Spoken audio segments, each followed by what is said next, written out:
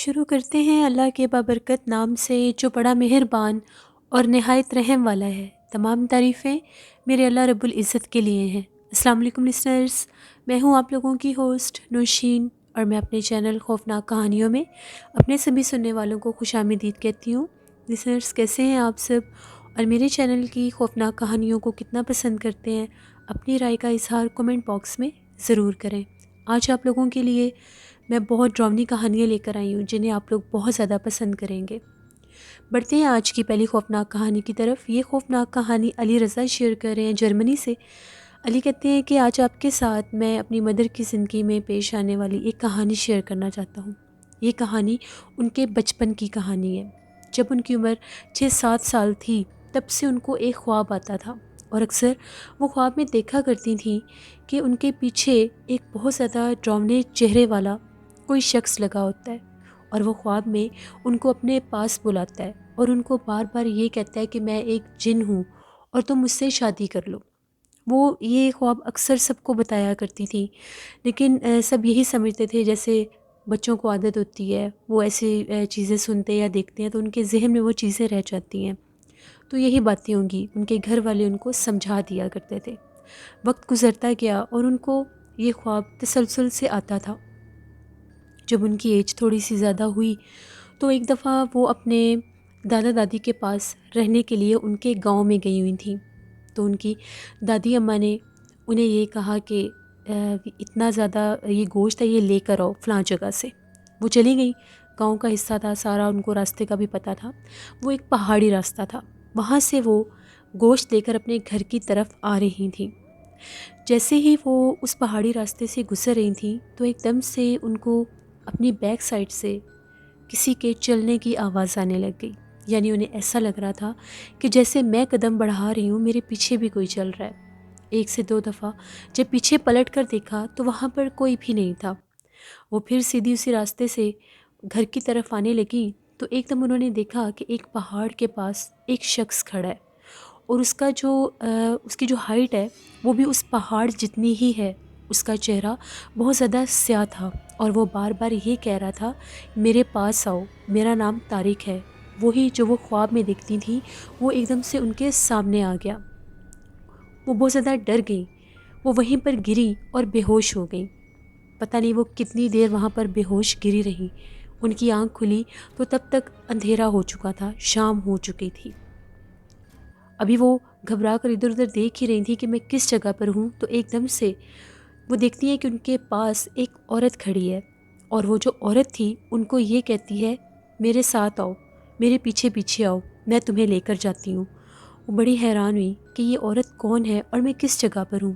اتنے میں انہیں وہ ساری بات یاد آ گئی کہ کس طرح سے میں گھر جا رہی تھی، میرے پاس گوشت تھا، اور میں نے پھر اس آدمی کو دیکھا جو میری خواب میں آتا تھا۔ جیسے ہی وہ اٹھ کر ابھی چلنے ہی لگی تو وہ جو عورت تھی، وہ عورت بار بار ان کو اپنی طرف بلا رہی تھی۔ اب جو میری مدر تھی وہ چیخنے لگی اور اس کو دیکھ کر ڈر رہی تھی کہ میں آگے کیسے جاؤں۔ وہ عورت تیزی کے ساتھ ان کی طرف بھاگی اور ان کے جسم میں آ گئی۔ وہ جو بھی چیز ان کے سامنے کھڑی تھی ان کے جسم کے اندر چلی گئی، اور وہ پلک جھپکتے ایک ساتھ اپنے گھر پہنچ گئیں۔ رہنے وہ اپنے دادا ابو اور دادی اماں کے گھر آئی ہوئی تھیں، لیکن وہ اپنے گھر پہنچ گئیں اور زور زور سے دروازہ کھٹکھٹا رہی تھیں۔ جب ان کی بہن نے دروازہ کھولا، میری خالہ نے جب دروازہ کھولا، وہ بڑی حیران ہوئی اور یہ کہنے لگیں کہ تم اکیلی کیسے آئی ہو؟ لیکن میری مدر بالکل خاموش تھیں، کچھ بھی نہیں بول رہی تھیں۔ چپ چاپ اندر کمرے میں گئیں اور جا کر رونے لگ گئیں اونچا اونچا۔ کسی کو کچھ سمجھ نہیں آ رہی تھی کہ یہ کیوں رو رہی ہیں۔ اب میری خالہ جو تھیں وہ ان کے پاس آئیں اور آ کر یہ کہتی ہیں کہ تم گھر کیسے آئی ہو؟ باہر اتنا اندھیرا ہے اور تم اکیلی گاؤں سے یہاں پر کیسے آ گئی ہو؟ کسی بات کا جواب کیوں نہیں دے رہی؟ تبھی جو میری مدر تھیں ان میں ایک دم اتنی طاقت آ گئی کہ انہوں نے اپنی بہن کو زور سے دھکا دیا اور وہ دیوار میں جا کر لگیں، اور وہ ان کا سر پکڑ کر دیوار میں پٹکنے لگ گئیں۔ ان کی چیخو پکار سن کے سب گھر والے آ گئے، نانی اماں بھی آ گئیں، سب آ گئے، ان کی جو مدر تھیں وہ بھی آ گئیں، اور میرے ماموں بھی آ گئے۔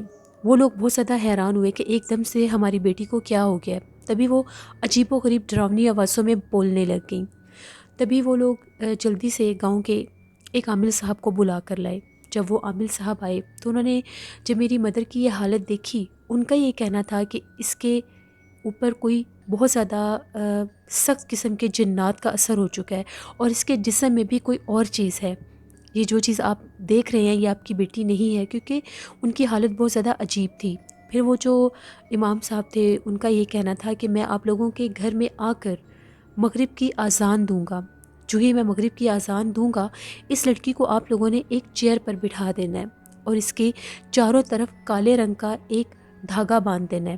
اس کے بعد میں عمل کروں گا اور پھر آپ لوگوں نے ایک کالے رنگ کی گائے کا اسی ٹائم صدقہ دینا ہے، تب وہ چیز اس کی جان چھوڑے گی، اور پھر اس کو میں حاضر کروں گا کہ وہ کیا چیز ہے۔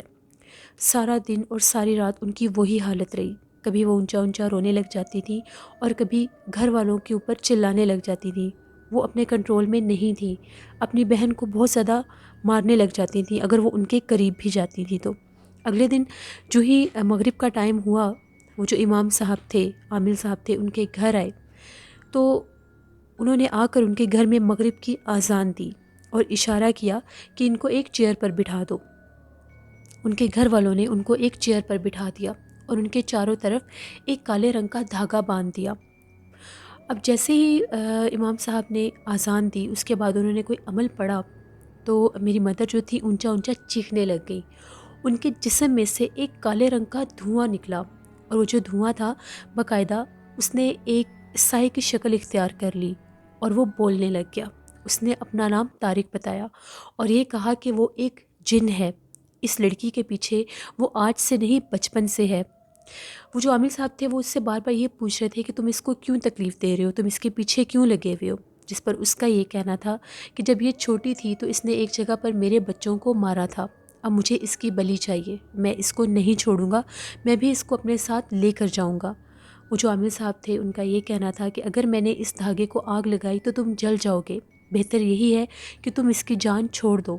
لیکن وہ جو جن تھا وہ بار بار یہ کہہ رہا تھا کہ میں اس کی جان نہیں چھوڑوں گا، میں اس کو اپنے ساتھ لے کر جاؤں گا، اس نے میرے بچوں کو مارا ہے، میں بھی اس کو زندہ نہیں چھوڑوں گا۔ تبھی وہ جو عامل صاحب تھے انہوں نے اپنا عمل شروع کیا اور وہ جو دھاگا میری مدر کے ارد گرد ان لوگوں نے لپیٹا ہوا تھا اس کو کھول کر وہ جلانے لگے۔ جو ہی انہوں نے اس دھاگے کو جلایا فضا میں بہت زیادہ ڈراؤنی چیخوں کی آوازیں گونجنے لگ گئیں۔ اسی ٹائم ان لوگوں نے اس دھاگے کو جلا کر کالے رنگ کی ایک گائے کا اسی ٹائم ان لوگوں نے صدقہ دیا، اس کو ذبح کیا اور یہ کہا گیا کہ اس گوشت کو جا کر ویرانے میں پھینک کر آئیں۔ اس کے بعد میری مدر کچھ دیر بے ہوش رہیں اور پھر جب ان کو ہوش آیا تو وہ بالکل ٹھیک تھیں، ان کو کچھ یاد نہیں تھا کہ وہ گھر کیسے آئیں، کس طرح سے ایک دم وہ گھر میں پہنچ گئیں، لیکن انہوں نے وہ ساری باتیں گھر والوں کو بتائیں، کس طرح سے وہ دادا دادی کے گاؤں میں تھیں اور وہاں سے وہ اس راستے سے گزر رہی تھیں تو وہی چیز ان کے سامنے آ گئی تھی۔ پھر انہوں نے یہ بھی بتایا کہ ایک ڈراؤنے چہرے والی عورت بھی انہوں نے دیکھی تھی۔ یہ میری مدر کی زندگی کی ایک کہانی تھی۔ اس کے بعد اللہ کا شکر ہے وہ ٹھیک ہو گئیں، کبھی بھی دوبارہ ان کے ساتھ ایسا کوئی معاملہ نہیں ہوا۔ اسی طرح سے علی کہتے ہیں کہ میرے فادر کی زندگی میں بھی ایک بہت ہارر انسیڈنٹ ہوا تھا۔ ہم لوگ جرمنی میں ہی رہتے تھے، ہم لوگوں کی زندگی بالکل نارمل جا رہی تھی، بہت خوش تھے ہم لوگ۔ تو ایک دفعہ میرے فادر کو کوئی کام تھا، کوئی پولیس سے ان کا کچھ ایسا سسٹم تھا، انہوں نے جانا تھا وہاں پر، تو وہ جو راستہ تھا وہ کافی زیادہ ویران تھا، ان کو جاتے جاتے تھوڑی دیر ہو گئی۔ وہ ایک راستے سے گزر رہے تھے تو وہ دیکھتے ہیں کہ ان کی گاڑی کے بالکل آگے آ کر ایک بہت قداور شخص کھڑا ہو گیا اور باقاعدہ ان کو روک رہا ہے کہ یہاں پر رک کر میری بات سنو۔ جیسے انہوں نے گاڑی روکی تو وہ یہ کہنے لگا کہ اس راستے پر آگے مت جاؤ، یہاں پر بہت زیادہ ڈراؤنے جنات ہیں، تمہیں نقصان پہنچا دیں گے، بہت رات ہو گئی ہے، تم واپس چلے جاؤ، اس راستے پر مت جاؤ۔ میرے فادر نے اس کو یہ کہا کہ مجھے جانا ہے، میں ایسی چیزوں سے نہیں ڈرتا، ان چیزوں کا کوئی وجود نہیں ہے، میرا راستہ چھوڑ دو۔ وہ جو شخص تھا ان کی بات سن کر پیچھے ہٹ گیا اور ان کو بار بار یہی کہہ رہا تھا واپس چلے جاؤ۔ جیسے ہی میرے فادر تھوڑا سا آگے گئے تو وہ جو راستہ تھا بہت زیادہ ویران اور سنسان تھا، اس راستے پر ان کی گاڑی آگے جانے کی جگہ نہیں تھی، تو ان کو پیدل ہی وہاں سے جانا تھا۔ جیسے ہی میرے فادر وہاں سے اتر کر پیدل جانے لگے، وہ جو راستہ تھا بہت زیادہ ڈراؤنا تھا، دونوں سائڈوں پر بڑے بڑے درخت تھے اور ویرانہ تھا، اور وہاں سے بہت زیادہ عجیب و غریب آوازیں بھی آ رہی تھیں۔ ایک دم سے وہ کہتے ہیں کہ میں چلتا ہوا جا رہا تھا تو میں نے دیکھا ایک درخت کے اوپر سے جیسے پہلے کوئی بیٹھا ہوا ہے اور اس کی ہنسنے کی آوازیں آ رہی ہیں، میں نے جب وہ ہنسی کی آوازیں سنی تو میں تھوڑا سا رک گیا. میں نے ادھر ادھر دیکھا، مجھے کوئی نظر نہیں آیا. تبھی سامنے سے ایک جو درخت تھا وہ زور زور سے ہلنے لگ گیا اور اس کے اوپر سے ایک عورت نے نیچے چھلانگ لگائی. وہ جو عورت تھی بالکل اس درخت کے پاس آ کر کھڑی ہو گئی اور اس کا جو چہرہ تھا وہ بہت زیادہ ڈراؤنا تھا. اس کے چہرے کے اوپر بہت زیادہ بال تھے اور اس کی جو آنکھیں تھیں وہ بہت زیادہ چمک رہی تھیں. جب میں نے اس چیز کو دیکھا میں بہت زیادہ ڈر گیا اور میں نے وہاں سے بھاگنا شروع کر دیا. جب میں نے وہاں سے بھاگنا شروع کیا تو وہ جو چیز تھی وہ میرے پیچھے لگ گئی. وہ بہت زیادہ ڈراؤنی آوازیں نکال رہی تھی. میں جتنا تیز بھاگتا تھا وہ بھی اتنا ہی تیز بھاگ رہی تھی اور بھاگتے بھاگتے وہ بہت زیادہ خوفناک آوازوں میں میرا نام بھی لے رہی تھی. میں اتنا بھاگا، میں نے دیکھا کہ سامنے ایک مسجد تھی. میں اس مسجد کے پاس چلا گیا. میں نے زور زور سے مسجد کا دروازہ کھٹکھٹانا شروع کر دیا. میں بہت زیادہ چیخ رہا تھا کہ میری مدد کرو. تبھی وہ جو مسجد کے امام تھے انہوں نے دروازہ کھول دیا. جب انہوں نے دیکھا کہ میری حالت اتنی سا خراب ہے اور میں اونچا اونچا چیخ رہا ہوں تو وہ میرا ہاتھ پکڑ کر مجھے مسجد کے اندر لے گئے اور مجھ سے پوچھنے لگے کہ تمہیں کیا ہوا ہے اور تم کون ہو. میں نے انہیں ساری بات بتائی کہ میں اس طرح سے اس راستے سے گزر رہا تھا تو پہلے مجھے کسی نے روکا لیکن میں نہیں رکا، اور جب میں اس راستے کے اوپر آ رہا تھا تو وہاں سے ایک بہت زیادہ ڈراؤنے چہرے والی کوئی عورت میرے پیچھے لگ گئی ہے اور وہ بار بار میرا نام بھی لے رہی ہے. میرے فادر کی طبیعت بہت زیادہ خراب ہو گئی. وہ جو امام صاحب تھے انہوں نے ان کو دم بھی کیا، ان کو پانی پلایا اور ان کو یہ کہا کہ یہ جو راستہ ہے یہاں پر بہت زیادہ ڈراؤنی چڑیلوں کا بسیرا ہے، اسی لیے اس راستے پر شام ہوتے کوئی بھی نہیں آتا. ہو سکتا ہے جس نے تمہیں روکا تھا وہ کوئی نیک جن ہو جس نے تمہاری مدد کی تھی، لیکن تم نے اس کی بات نہیں سنی اور تم اس راستے پہ پھر بھی آ گئے. بہت زیادہ رات ہو چکی ہے، اب تم یہاں سے واپس مت جاؤ. اگر تم واپس اس راستے پر جاؤ گے تو وہ تمہیں جانی نقصان دے دے گی. میرے فادر نے وہ ساری رات اسی مسجد میں گزاری. ان کی طبیعت کچھ بہتر ہوئی. تبھی جب صبح وہ وہاں سے واپس آنے لگے، اس راستے سے گزرے تو وہ جو راستہ تھا وہ بہت زیادہ ڈراؤنا تھا. وہاں سے دن کے ٹائم بھی اتنا خوف آ رہا تھا کہ جیسے کوئی نہ دکھنے والی چیز آپ کو چھپ چھپ کر دیکھ رہی ہے، کوئی ایسی مخلوق جو آپ کے سامنے نہیں آ رہی لیکن اپنے ہونے کا احساس دلا رہی ہے. ان کی گاڑی وہیں پر کھڑی تھی.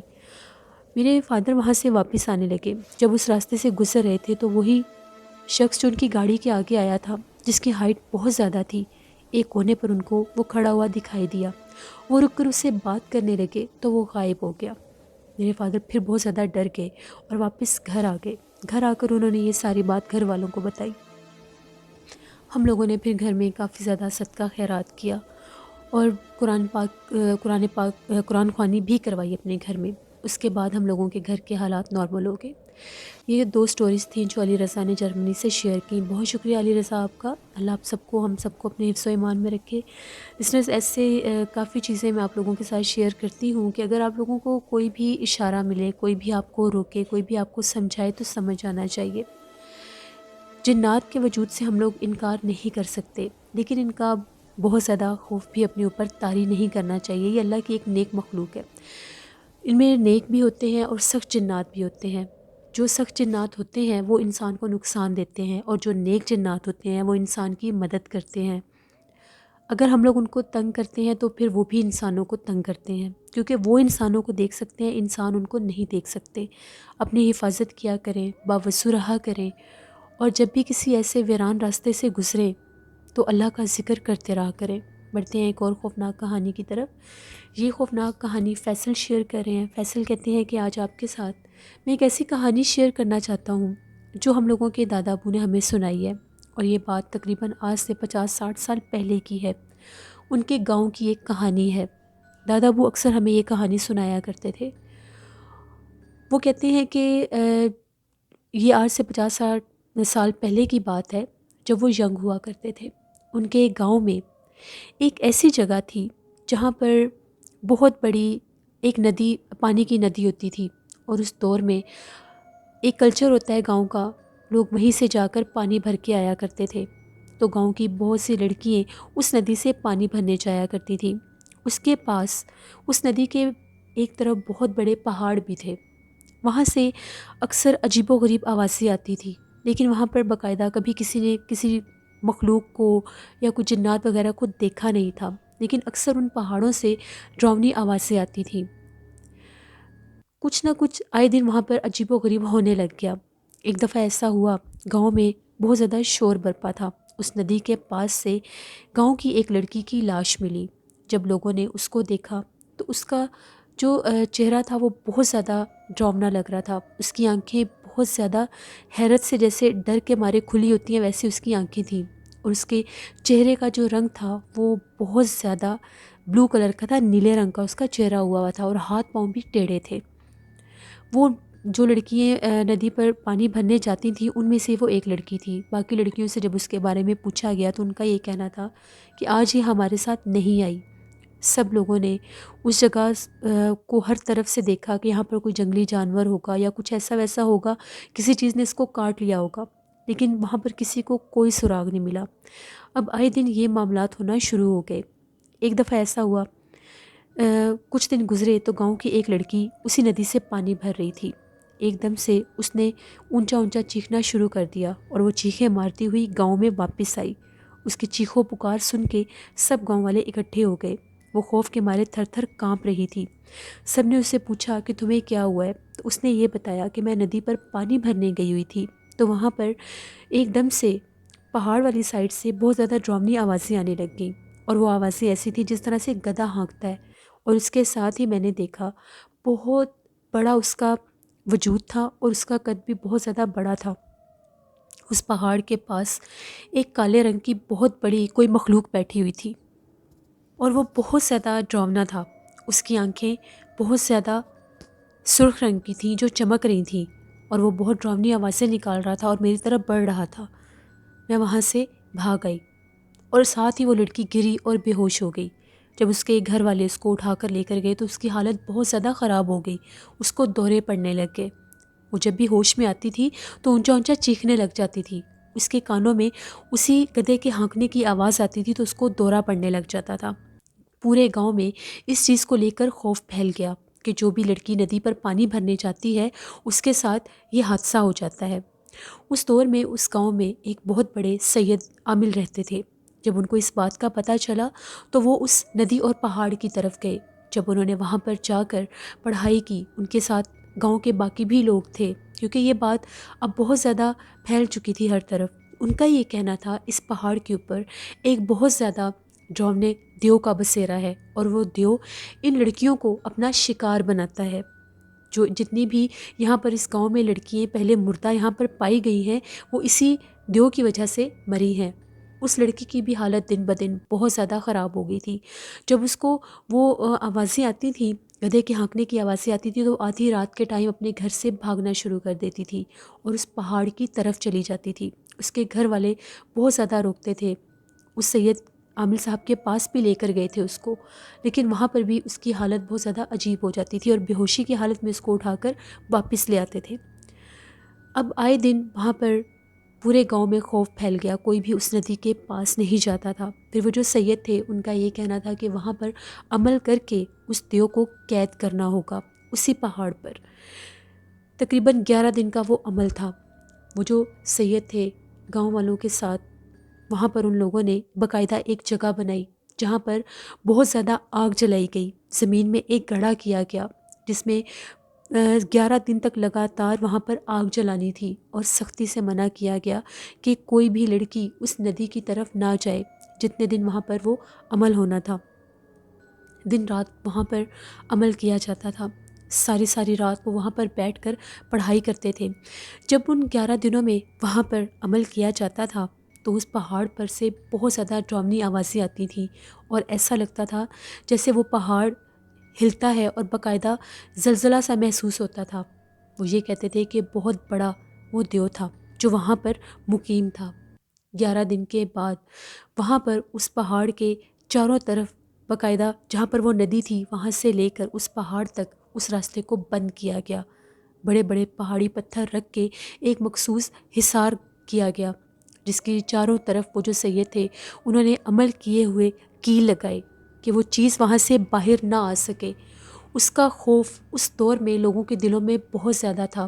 لوگوں کا یہ ماننا تھا کہ جب آدھی رات کا ٹائم ہوتا تھا تو فضا میں بہت زیادہ ڈراؤنی آوازیں آتی تھیں، یہاں تک کہ جب وہ سانس بھی لیتا تھا تو ایسا لگتا تھا کہ کوئی بہت بڑا جانور جس طرح سے غراتا ہے۔